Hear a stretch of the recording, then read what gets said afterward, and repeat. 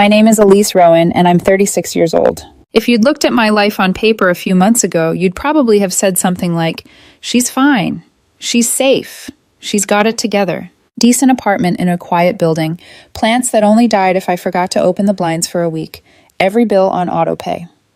My car wasn't fancy, but it started every single morning, even when the weather and traffic were both miserable.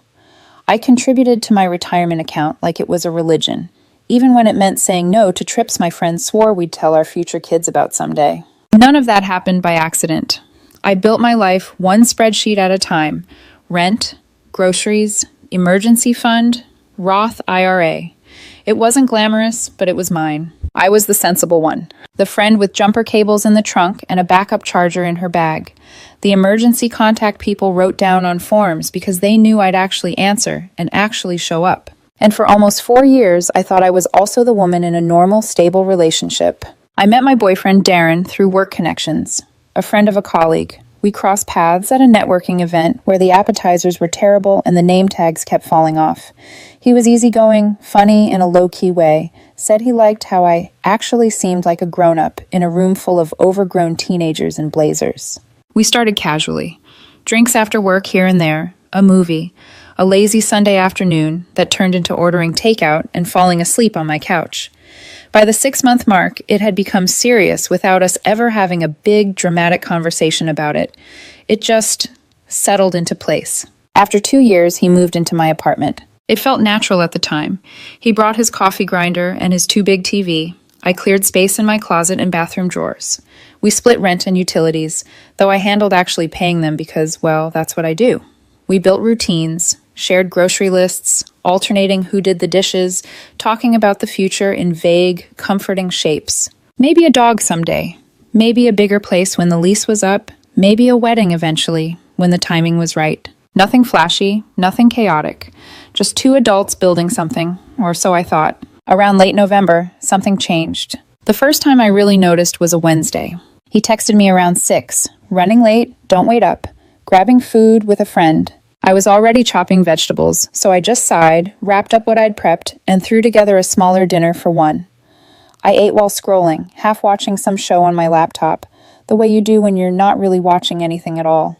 By 11:30, I was still awake on the couch, more out of habit than any real intention to wait up.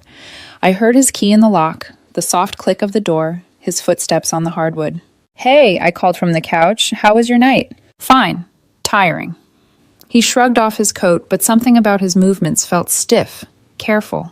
"Where'd you guys end up?" I asked, just making conversation. He froze halfway through pulling his sleeve inside out. "Out with friends," he said. "Which friends?" I pressed lightly, smiling so it didn't sound like an accusation. He sighed, the kind of exaggerated exhale people use when they want you to know you're being annoying. "Does it matter, Elise? I was with my best friend. She's going through something and needed to talk." "Oh." I sat up a little. "Is everything okay with her?" "It's personal," he said quickly. "I don't want to get into it right now." He hung his coat, grabbed a glass of water, and walked straight to the bedroom like the conversation had never started. I stayed on the couch, suddenly very aware of the empty takeout container and the cold light from my laptop screen. There was this small, sharp feeling in my chest, like I'd done something wrong just by asking a normal question. That became the pattern. He'd leave after work, or randomly later in the evening, come home past midnight, and offer up the same vague answers. Out. Helping a friend. Don't wait up. Always with that thin edge in his voice if I asked for anything more specific, like I was shining a flashlight somewhere I wasn't supposed to. By mid-December, it was happening 3 or 4 times a week. Most evenings, it was just me and the hum of the fridge. I'd sit at our small kitchen table with my laptop open, the glow of a spreadsheet reflecting off my glasses, and my eyes would keep drifting to the empty chair across from me. I'd text him, "What time are you thinking you'll be back?" Sometimes he'd respond, "Late. Don't wait up." Sometimes there'd be nothing at all until the front door opened at 1 or 2 in the morning. And here's the thing, I'm not a jealous person. I've never been that woman who grabs phones out of hands or calls every 5 minutes demanding updates. I don't have the time or the emotional energy to be a full-time detective in my own relationship. But when your boyfriend is essentially living somewhere else half the week and refuses to tell you where or why, you start to notice. One Friday night in early January, I decided I couldn't keep pretending this was normal. He was standing by the door, lacing his shoes with quick, irritated movements, already half turned away like he was trying to leave the conversation before it started. "Where are you headed?" I asked, keeping my voice light. "Out," he said. I smiled tightly. "Yeah, I figured that part. Out where?" "Why do you need to know?" He straightened, eyes narrowing. "Because you're gone almost every night now, and I barely see you anymore," I said, feeling my heart rate pick up even though I was doing everything I could to sound calm. "I'm just trying to understand what's going on." He stopped, hands on his hips, like I'd just accused him of something unforgivable. "I'm allowed to have a life outside this relationship, Elise." "I know that," I said quickly. "I'm not saying you can't. I'm just saying it would be nice to know where you are sometimes. We live together. It's not unreasonable." "You're being controlling." The word hit me like a slap. "I'm asking a question," I said quietly. "I'm not ordering you to stay home." "You're interrogating me. There's a difference." "How is asking where you're going interrogating you?" My voice cracked, just a little. "You won't tell me anything. You keep saying a friend, like it's classified information. If you just told me what you were doing, I wouldn't have to ask." He grabbed his bag with a sharp, impatient movement. "I told you, I'm going to my friend's place. She's going through a lot and needs support. I'll be back tomorrow." "Tomorrow?" I repeated. "You're staying out all night?" "Yes," he lifted his chin. "Is that a problem?" "It's just—" I swallowed. The room felt suddenly too small. "You've been staying out a lot lately, almost every night, and you won't tell me what's actually going on." "I told you," he snapped. "My friend needs me." "What friend?" I asked, the words coming out before I could soften them. "You keep saying my friend, but you won't even tell me who it is." "It's private." "We're in a relationship," I said. "We live together. There shouldn't be this many secrets." He opened the door halfway, then turned back to look at me, eyes cold. "I need space," he said. "You're being too much right now." And then he left. The door closed with a dull final sound. I stood there in the quiet, my heart thudding in my chest, my mind trying to rearrange everything he'd just said into something that made sense. Controlling, needy, interrogating. Those weren't words anyone had used about me before. I was the sensible one, the reliable one, the woman who kept her life, and usually everyone else's, organized and running. But as I stood alone in our apartment, it hit me like a slow, sinking weight. Something wasn't right. It wasn't just the secrecy. It wasn't just the late nights. It was the way every perfectly reasonable question turned into an accusation against me. The way he'd started to make me feel like the problem for wanting basic information. I stared at the closed door for a long time, then at my own reflection in the dark window. For the first time in months, I didn't immediately rush to soothe myself with excuses on his behalf. Instead, a quiet, steady thought formed in the back of my mind. If there was nothing to hide, he wouldn't be working this hard to hide it. I didn't know what I was going to do yet, but I knew one thing for sure. I was done ignoring that feeling. 2 weeks after that Friday night argument, I was done tiptoeing around it. In those 2 weeks, nothing got better. If anything, it got worse. The late nights became later. The overnight stays became more casual, less explained. "I'm at my friend's. I'll be back tomorrow," became a text he sent without even pretending to ask if I minded. One morning, after he'd been gone all night, he came home around 10 while I was making coffee. "Morning," I said, watching him drop his keys in the little tray by the door, like everything was completely normal. "Morning," he replied, going straight for the mug cabinet. "How's your friend?" I asked. "The one you've been helping." He poured coffee, his back to me. "She's okay, still struggling, but managing." "What's going on with her exactly?" I leaned against the counter, pretending this was casual curiosity and not me trying to understand where my boyfriend actually lived half the week. "It's complicated," he said. "She's going through a bad breakup." "That's rough," I said. "But you've been there almost every night for weeks. Seems like a lot." "She needs consistent support, Elise. I can't just abandon her." "I'm not saying you should," I said. "I'm just saying it's affecting us.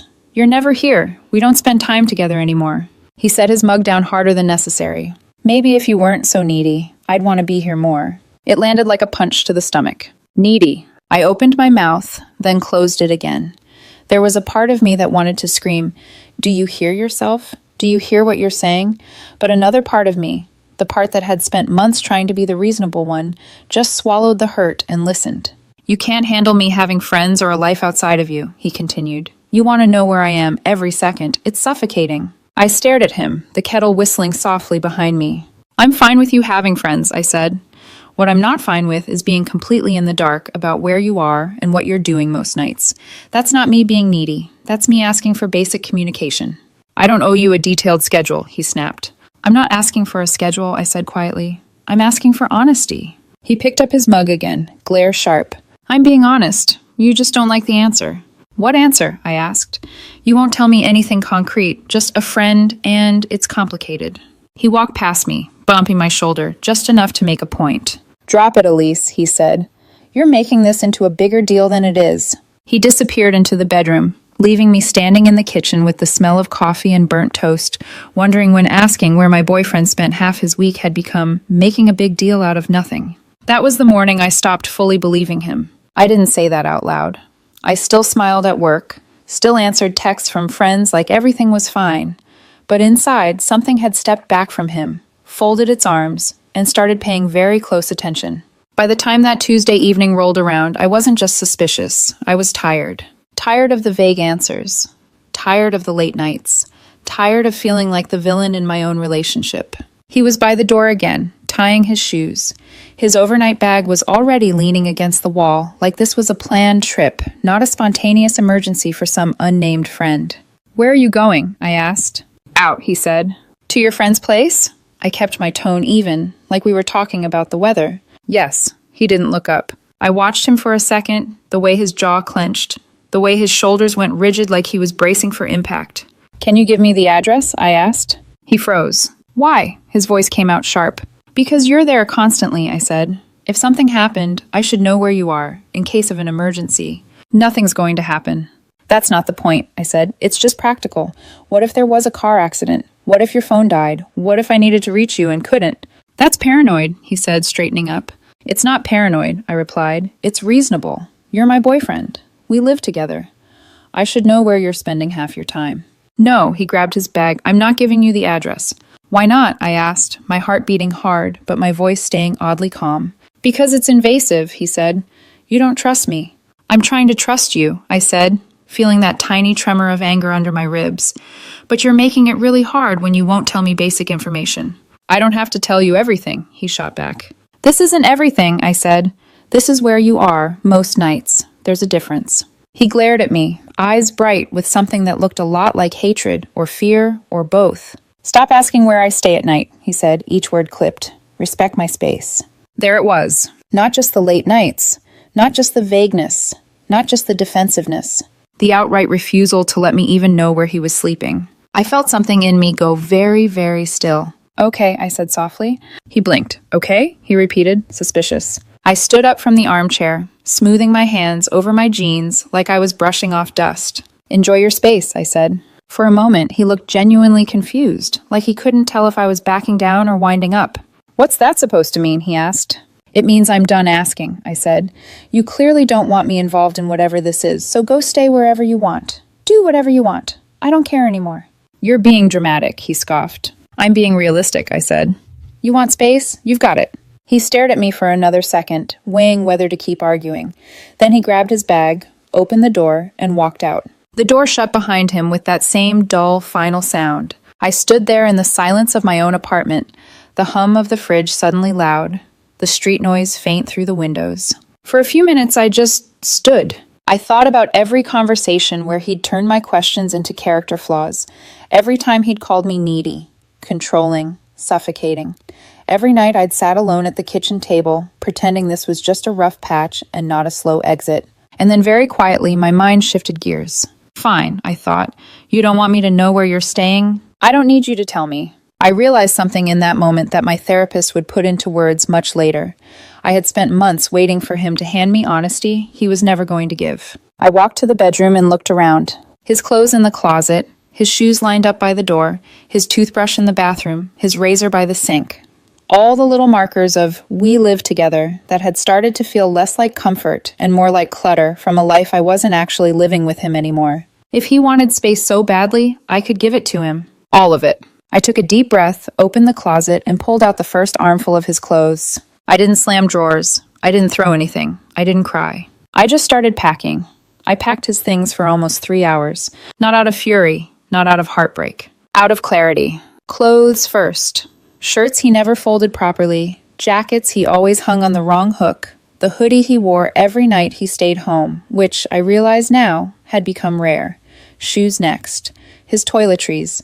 his beard trimmer, which shed tiny metal hairs everywhere no matter how often he promised to clean it, his books, the ones he left scattered in places he knew I'd eventually tidy. It was surprisingly easy, in the quiet of the bedroom, with only the soft thump of items being folded and zipped into bags, almost meditative. By the time I finished, I had 4 large bags and 2 boxes stacked by the door. And I wasn't angry, just done. Done with the lies, done with the evasiveness, done with being told I was the problem for noticing the problem. As I taped the last box shut, I hesitated. For weeks, something about his routine had nagged at me. Not just the secrecy, but the confidence.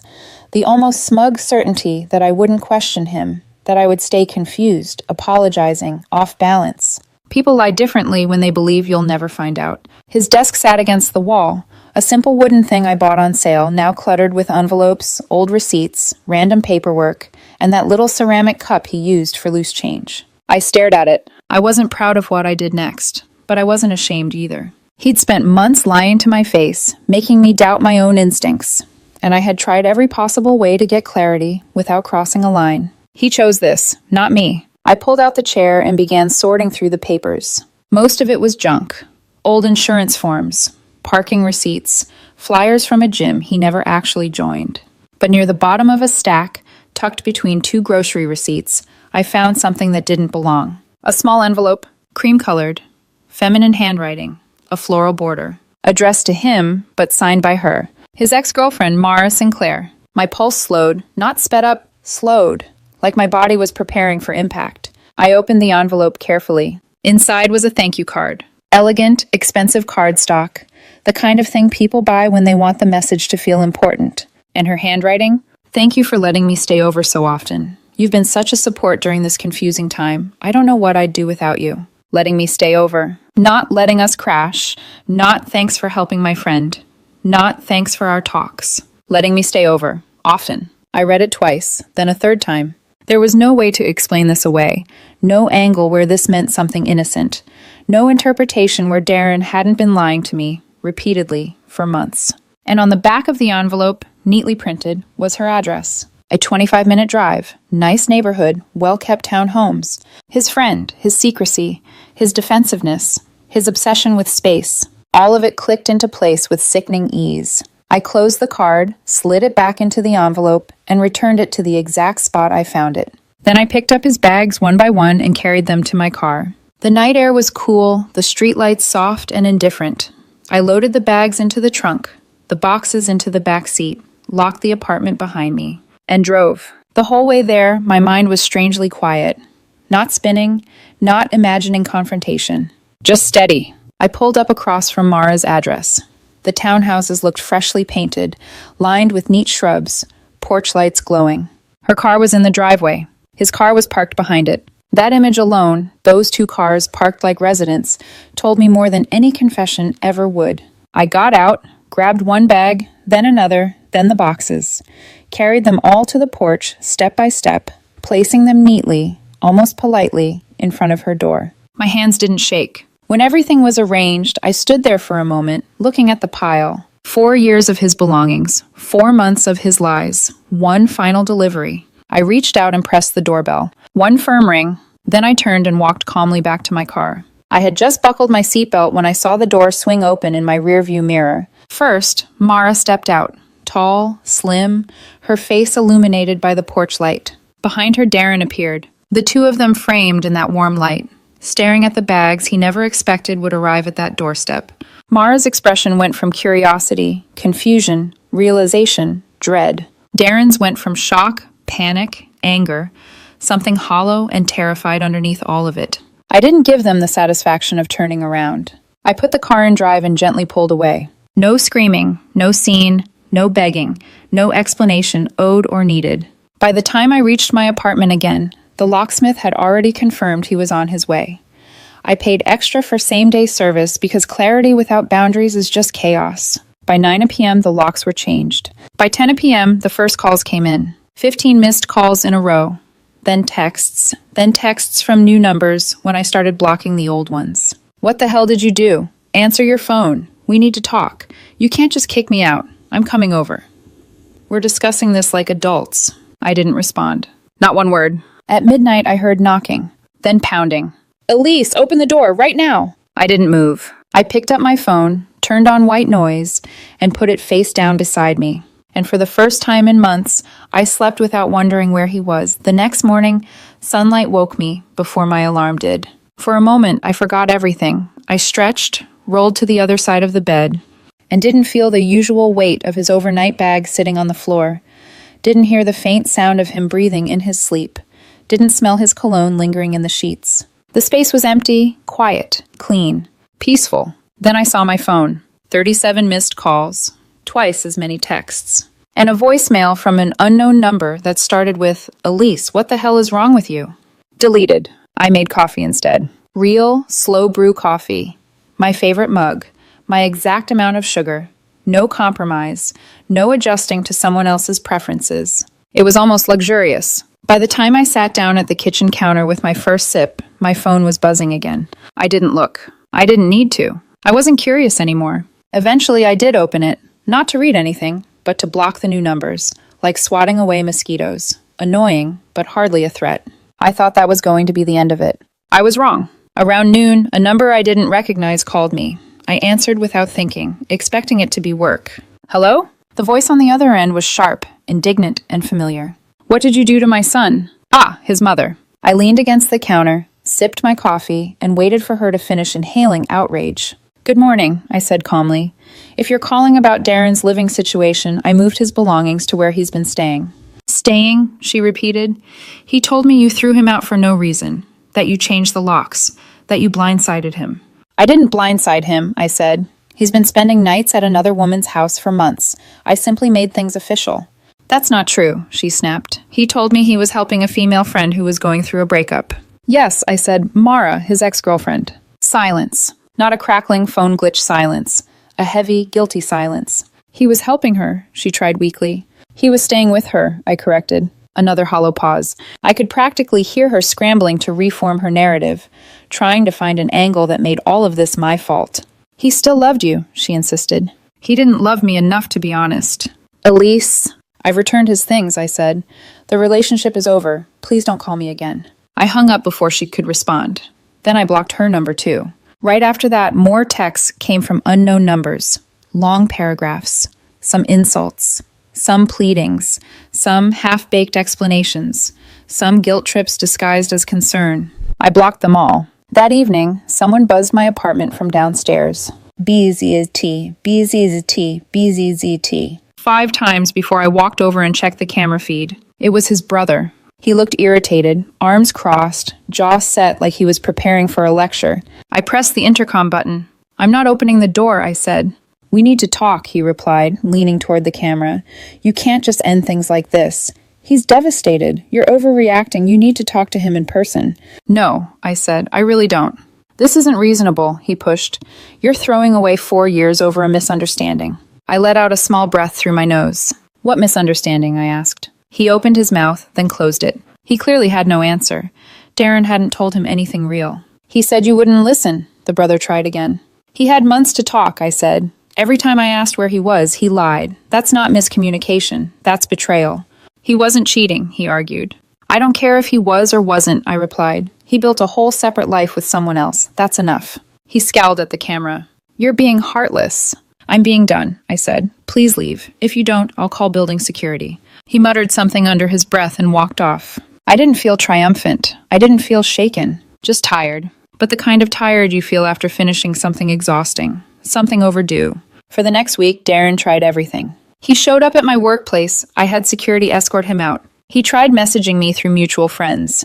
I told those friends that if they kept relaying anything from him, I'd have to distance myself. Most understood. The ones who didn't, well, I let them drift. On day 8, a mutual friend I actually respected called me. Someone who rarely took sides. Someone who'd known us both long before we were a couple. Elise, she said, I heard something happened. I'm sure you did, I said. She's telling people, the friend continued carefully, that you overreacted, that you kicked him out over nothing. Is that what she believes? I asked with a small laugh, or what he told her? The friend hesitated. So, what actually happened? He's been staying at his ex-girlfriend's house 3 or 4 nights a week, I said plainly, for months. He lied every time I asked. He made me feel crazy for noticing. A long silence. Finally, she said quietly, "He didn't mention any of that." Of course he didn't. Are they together? The friend asked. I don't know, I said, and I don't care.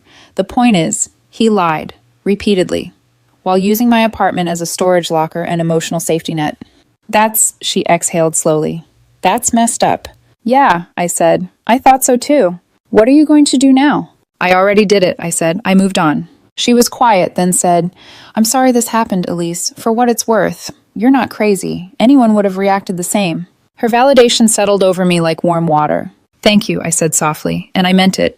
A few days later, I ran into one of Darren's old friends at a coffee shop. Someone who'd always been polite, if not particularly close to me. She looked uncomfortable the moment she spotted me. Elise, she said, shifting her bag on her shoulder. Hi. Hi, I said, stirring my tea. I heard what happened, she said awkwardly. I just want you to know. I think you did the right thing. I raised an eyebrow. Do you? She nodded hesitantly. He's been living with her for 2 months now. Ah, so that was the timeline. Living with her, I repeated. Yeah, and she keeps telling everyone they're not together, but they go everywhere together, post everything together. Honestly, it looks like a relationship to me. Did you tell her that? I tried, the woman grimaced. She said I was judging her. I lifted my mug. Well, I said, some people can't stand the mirror. She didn't argue. Some of us know what really happened, she added. She can say whatever she wants. Anyone paying attention knows the truth. I appreciate that, I said. Are you okay? She asked. I smiled, small but real.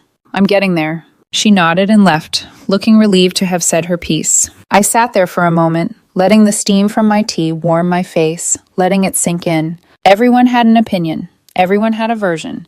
Everyone had a story. But only one thing mattered. I wasn't in his story anymore. And for the first time in a long time, that felt like freedom. In the weeks that followed, something strange happened. My life got quiet. Not the lonely kind of quiet, not the echoing kind that makes the walls feel closer. A clean quiet, a peaceful one, a quiet where I could hear myself think again. For the first time in months, my evenings belonged to me. My weekends belonged to me. My home felt like mine again, not a halfway house for someone who slept somewhere else but still kept their stuff in my closet. I went back to the gym, not obsessively, just consistently, moving my body in ways that felt good instead of punishing. I pulled out my little cast iron skillet and started cooking again. Real meals, the kind that made the apartment smell warm and safe. I reconnected with friends I hadn't seen much in the last year because I'd spent so much time waiting for Darren to come home, waiting for him to respond, waiting for things to go back to normal. Normal was gone, and honestly, good riddance. One weekend, on a whim, I threw a backpack into my car, drove 3 hours north into the mountains, booked a cheap cabin, and hiked until my legs burned. I slept with the window open and woke up to cold air and birds. No missed calls, no text demanding explanations, no emotional landmines waiting for me. Just freedom. When I got home, I decided it might be time to talk to someone, not a friend. Someone trained, impartial. A therapist. I didn't go because I was falling apart. I went because I finally had space in my head to ask, why did I stay that long? Why did I accept so little information? Why did I let someone twist my instincts into flaws? My therapist listened, nodded, and then said something that stopped me cold. You weren't crazy. You were being told you were crazy. And there's a difference. I sat with that for days. Because that was it. That was the whole truth wrapped neatly in one sentence. I wasn't needy. I wasn't controlling. I wasn't suffocating. I just wanted honesty. And someone who did not want to give it found it easier to attack the questioner than the lie. After that session, everything became sharper, clearer. My boundaries, my instincts, my self-respect. 2 months after I'd dropped Darren's things at Mara's place, I heard through a mutual acquaintance that they'd finally gone public. A picture of them at a brewery, his arm around her waist, her caption something nauseating like, "Finally found someone who truly understands me." I laughed when I saw it, not bitter, not wounded, just amused. It was always going to be her. The only surprise was how long he'd tried to keep both lives going at once. A few weeks later, a friend convinced me to go on a date. Not rebound, not revenge, just a date. The guy was nice, easy to talk to, funny without trying so hard, normal in a way that felt refreshing instead of boring. Over dinner, he asked gently, So, what happened with your last relationship? I gave him the short version. He started staying at another woman's house 3 or 4 nights a week, I said, and wouldn't tell me where he was. I found proof, dropped his things off there, changed the locks, and moved on. The guy blinked, then nodded slowly. Yeah, he said, lying is a deal breaker. Simple, direct. No twisting my intentions. No pretending reasonable questions were interrogations. We went on 2 more dates. It didn't become anything serious, but it reminded me that honesty exists. Decency exists. People who communicate exist. And I hadn't imagined all of that. One afternoon, months after everything had settled, a coworker asked me casually if I missed Darren. I didn't even have to think. No, I said, not even a little. Because what exactly would I be missing? Someone who lied daily? Someone who made me question my own sanity? Someone who accused me of being controlling for wanting to know where he slept? Someone who turned every question into a flaw of mine? No, I didn't miss that. I didn't miss feeling like my chest was in a knot every time he left the apartment. I didn't miss sitting alone at the kitchen table, staring at the empty chair, telling myself not to worry. I didn't miss tiptoeing around his moods, pretending everything was fine when every instinct screamed otherwise. What I had now, quiet mornings, peaceful evenings, a home that was actually a home, was worth more than anything I lost. People sometimes asked if I ever found out whether he and Mara were physical before I left. Honestly, I didn't care. The emotional betrayal was enough. The secrecy was enough. The months of lies were enough. Whether they crossed the final line before or after I walked away didn't change a thing. He had already checked out. He had already left the relationship. I just happened to be the last to know. I stopped looking for closure from him. I stopped checking social media. I stopped monitoring mutual friends' updates. I blocked everyone connected to him, not out of spite, out of self-preservation. I started over. And now, at 36, living alone in my clean, quiet apartment, waking up without dread, coming home without guessing games, I feel something I hadn't felt in a long time. Peace. Not the fragile kind that breaks when someone slams a door. The sturdy kind you build yourself. One clear boundary at a time. One truth at a time. One decision to walk away when someone shows you exactly who they are. People ask sometimes if I regret how I ended it. I don't. There was no dramatic confrontation. No screaming match, no final pleading conversation, no chance for him to manipulate the narrative again. Just clarity, a door closing, a quiet night of uninterrupted sleep, and a life that became mine again. If I learned anything, it's this. Sometimes trusting yourself means letting go before someone else gives you permission. Sometimes the most powerful thing you can say is nothing at all. And sometimes the cleanest endings come when you stop chasing